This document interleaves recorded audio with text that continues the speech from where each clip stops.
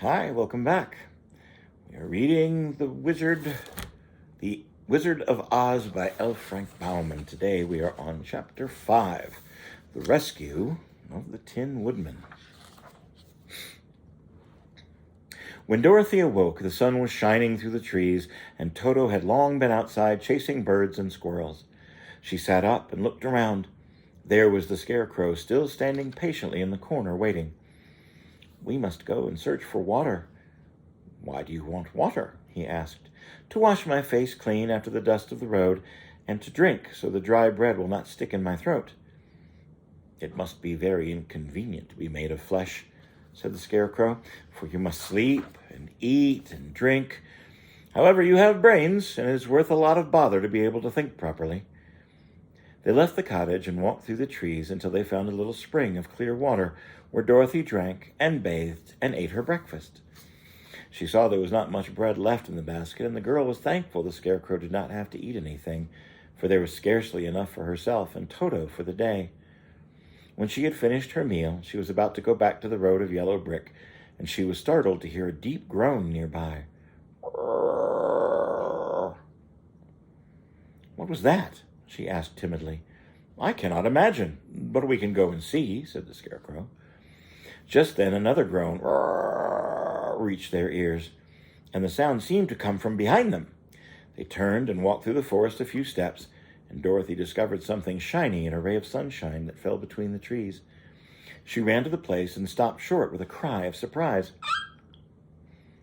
One of the big trees had been partly chopped through, and standing beside it, with an uplifted axe in his hand, was a man made entirely of tin. His head and his arms and legs were jointed upon his body, but he stood perfectly motionless, as if he could not stir at all. Dorothy looked at him in amazement, and so did the Scarecrow, while Toto barked sharply and made a snap at the tin legs, which hurt his teeth. "Did you groan?" asked Dorothy. "Yes," answered the Tin Man, "I did. I've been groaning for more than a year, and no one has ever heard me before, or come to help." "What can I do for you?" she inquired softly. She was moved by the sad voice which the man spoke. "Get me an oil can and oil my joints. They're all rusted so badly I cannot move them at all. If I am well oiled, I shall soon be all right again. You'll find an oil can with a shelf in my cottage." Dorothy at once ran back to the cottage and found an oil can, and then she returned and asked anxiously, "Where are your joints?" "Oil my neck first," replied the Tin Woodman. So she oiled it, and it was quite badly rusted. The Scarecrow took a hold of the tin head and moved it gently from side to side until it worked freely, and then the man could turn it himself. "Now oil the joints in my arms," he said, and Dorothy oiled them, and the Scarecrow bent them carefully until they were quite free from rust and as good as new. The Tin Woodman gave a sigh of satisfaction and lowered his axe, and he leaned it against a tree. "Oh, that is such a great comfort," he said. "I have been holding that axe in the air ever since I rusted, and I'm glad to be able to put it down at last. Now, if you'll just oil the joints of my legs, I shall be all right once more." So they oiled his legs until he could move them freely, and he thanked them again and again for his release, for he seemed a very polite creature and very grateful. "I might have stood there always if you had not come along, so you have certainly saved my life. How did you happen to be here?" "We are on our way to the Emerald City to see the Great Oz," Dorothy answered. "We stopped at your cottage to pass the night." "Why do you want to see Oz?" he asked. "I want him to send me back to Kansas, and the Scarecrow wants him to put some brains in his head." The Tin Woodman appeared to think deeply for a moment, and then he said, "Do you suppose Oz would give me a heart?" "Well, I guess so," Dorothy answered. "It would be as easy to give Scarecrow brains." "That is true," the Tin Woodman returned. "So if you will allow me to join your party, I will also go to the Emerald City and ask Oz to help me." "Come along," said the Scarecrow heartily, and Dorothy added that she would be pleased to have his company. So the Tin Woodman shouldered his axe, and they all passed through the forest until they came to the road that was paved with yellow brick. The Tin Woodman had asked Dorothy to put the oil can in her basket, because if I should get caught in the rain and rust again, I would need the oil can quite badly. It was a good bit of luck to have their new comrade join the party, for soon after they had begun the journey, they came to a place where the trees and branches grew so thick over the road the travelers could not pass. But the Tin Woodman set to work with his axe and chopped so well that soon he cleared a passage for the entire party. Dorothy was thinking so earnestly as they walked along that she did not notice when the Scarecrow stumbled into a hole and rolled over to the side of the road. Indeed, he was obliged to call to her to help him up again. "Why didn't you walk around the hole?" said the Tin Woodman. "I don't know enough," replied the Scarecrow cheerfully. "My head is stuffed with straw, you know, and that is why I'm going to Oz to ask him for some brains." "Oh, I see," said the Tin Woodman. "But after all, brains are not the best thing in the world." "Do you have any?" inquired the Scarecrow. "Oh, no. My head is quite empty," answered the Woodman. "But once I had brains and a heart also, so having tried them both, I would much rather have a heart." "Why is that?" asked the Scarecrow. "I will tell you my story, and then you will know." So while they were walking through the forest, the Tin Woodman told the following story. "I was born the son of a woodman who chopped down trees in the forest and sold the wood for a living. When I grew up, I too became a wood chopper, and after my father died, I took care of my old mother as long as she lived. And then I made up my mind that instead of living alone, I should marry, and I might not become so lonely.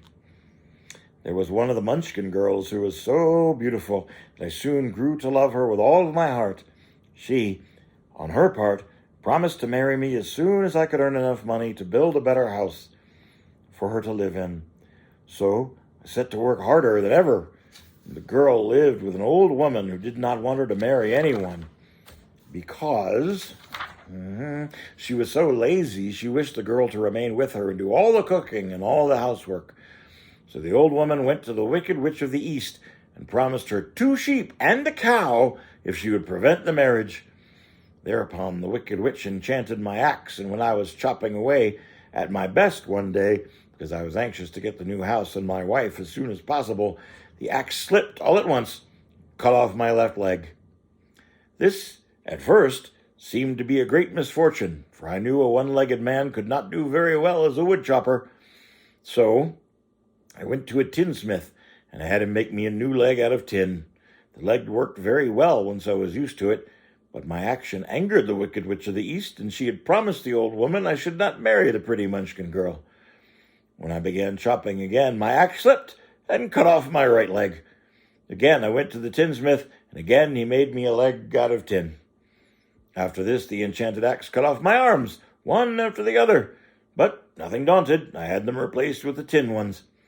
The Wicked Witch then made the axe slip and cut off my head, and at first I thought, well, that's the end of me.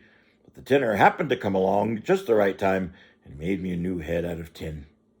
I thought I had beaten the Wicked Witch by then, and I worked harder than ever. But I knew how cruel my enemy could be. Little I knew how cruel my enemy could be. She thought of a new way to kill my love for the beautiful Munchkin maiden, and made my axe slip again, so that it cut right through my body, splitting me in 2 halves. Once more the tinsmith came to my help and made me a body of tin, fastening my tin arms and legs and my head to it by means of joints, so that I could move around as well as ever. But alas, I now had no heart, and so that I lost all my love for the Munchkin girl and did not care whether I married her or not. I suppose she is still living with the old woman, waiting for me to come back after her.